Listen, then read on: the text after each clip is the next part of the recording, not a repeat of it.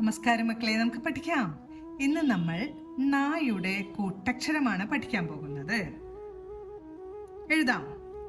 ആദ്യം ന എന്ന അക്ഷരം വരച്ചു. നമുക്കറിയാം, ന വരയ്ക്കാനായിട്ട് നമ്മളെല്ലാവരും പഠിച്ചു കഴിഞ്ഞതാണ്. ആദ്യം ഒരു ന വരച്ചു. നായുടെ അടിയിലായി നമ്മൾ നേരത്തെ പായുടെ കൂട്ടക്ഷരം വരച്ചപ്പോൾ പായുടെ അടിയിൽ ഒരു ചെറിയ പാ വരച്ചില്ലേ, അതുപോലെ നായുടെ അടിയിലായി ഒരു ചെറിയ ന വരയ്ക്കണം. ന ഒരിക്കൽ കൂടെ എഴുതാം. ഒരു ന വരച്ചു. ഒരു ന വരച്ച് നായുടെ അടിയിലായി ഒരു ചെറിയ ന വരച്ചു. ന. ഇനി നമുക്ക് ന വരുന്ന വാക്കുകൾ എഴുതാം.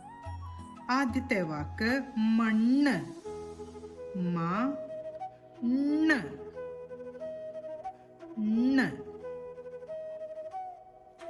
മണ്ണ്. ന ഒന്ന് ഉറച്ചു വച്ചിരിക്കുന്നതാണ് നായുടെ കൂട്ടക്ഷരം. അടുത്ത് നമ്മൾ എഴുതാൻ പോകുന്ന വാക്ക് വിണ്ണ്.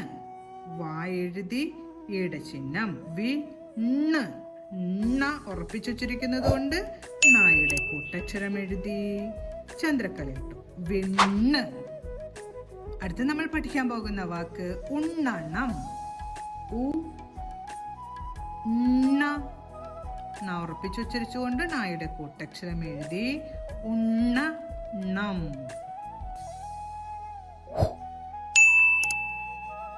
നമ്മൾ ഇന്ന് നായുടെ കൂട്ടക്ഷരമായ ണ ആണ് പഠിച്ചത്.